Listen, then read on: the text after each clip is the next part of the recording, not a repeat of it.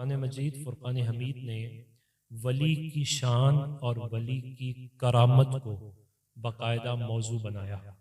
اگر کسی حدیث میں یہ بات صرف حدیث میں ہوتی تو شاید کوئی کہنے والا یہ کہہ سکتا تھا کہ ناٹ ایکسیپٹیبل، یہ قابل قبول نہیں ہے، یہ ضعیف ہے، یا کوئی اور کریٹیکل پوائنٹ آف ویو سے اس پر کوئی قدغن لگا دیتا، کوئی ایلیگیشن لگا دیتا۔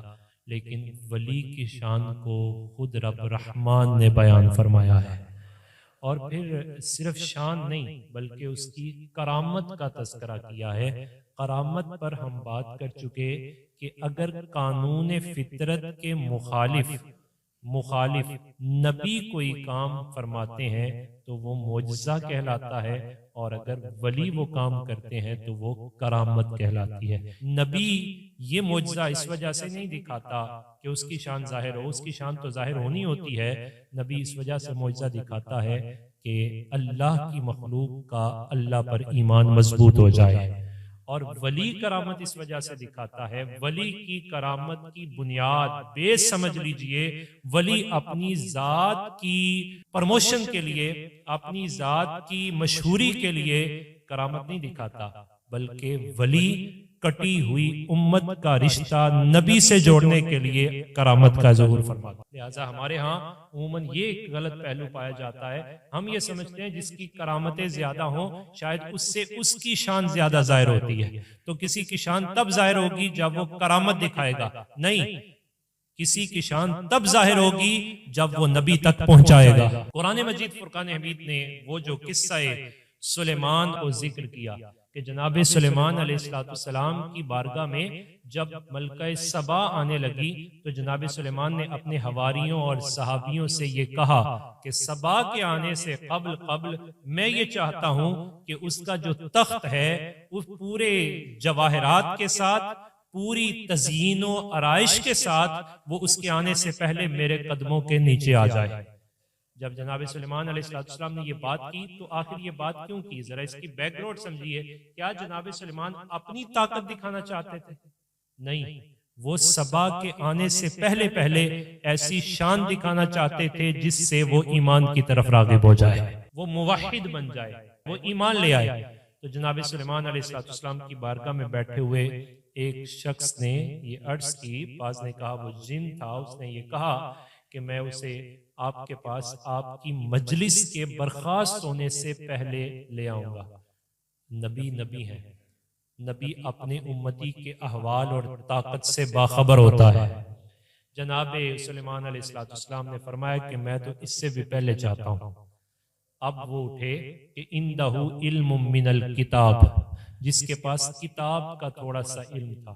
یہ کون سی کتاب ہے؟ جناب سلیمان علیہ السلام جناب داود علیہ السلام کے متصل ہیں، اور جناب داود پہ اترنے والی کتاب زبور ہے، اور زبور کا علم من الکتاب کے ساتھ ساتھ من الکتاب جو بعد میں آیا، یہ من ہمارے ہاں عربی گرامر میں تبعید کے لیے آتا ہے۔ تبعید کا مطلب کہ اس میں سے کچھ علم من الکتاب، کتاب کا کچھ علم تھا، اور وہ کہتے کیا ہے؟ جناب انا آتی کبھی قبل ان یرتد الیک طرفک، میں اسے آپ کے قدموں میں لانے کی صلاحیت رکھتا ہوں، آپ آنکھ بند کر کے کھولیں گے تو اپنے قدموں میں پائیں گے۔ یہ معمولی بات نہیں تھی، یہاں اس پہلو کو سمجھیے۔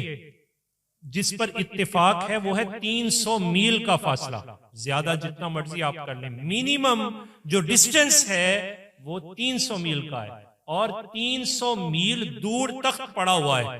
یہ آصف بن برخیہ پہلے کبھی وہاں گیا نہیں ہے، وہ تو خبر وہ ہدہد لے کے آیا تھا، قرآن کہتا ہے ہدہد نے خبر لائی۔ تو یہ یہاں بیٹھے ہیں اور نبی کے قدموں میں بیٹھ کے مشاہدے کی کیفیت یہ ہے کہ 300 میل پورے اس تخت کا جائزہ لیا، اور جائزہ لینے کے بعد اپنی طاقت کا بھی جائزہ لیا، اور پھر اظہار کر دیا میں لا سکتا ہوں۔ کس طرح؟ اب آپ کا کیا خیال ہے کہ بادشاہ کا تخت ہو اور تخت بھی ایسا عالی شان کہ اس پر سونے جواہرات اور اس وقت کی ساری خوبصورتیاں اس تخت پر موجود ہیں. آج بھی بادشاہ کوشش یہ کرتا ہے کہ وہ جو اس کی جو پریزیڈنٹ ہاؤس ہوتا ہے یا جو پرائم منسٹر ہاؤس ہوتا ہے، دنیا کی ساری آسائشیں وہاں جمع ہوتی ہیں اور زیب و زینت کے سارے سامان وہاں موجود ہوتے ہیں. اس وقت کے قیمتی ترین جواہرات اس تخت کے اوپر موجود ہیں. فرمایا بیان ہی اسی طرح تخت آنا چاہیے. کہا انا آتی کا میں لاؤں گا. اور پھر آپ نے اجازت دی. جب اجازت دی آنکھ بند کر کے کھولی تو قدموں کے نیچے تخت پڑا ہوا ہے.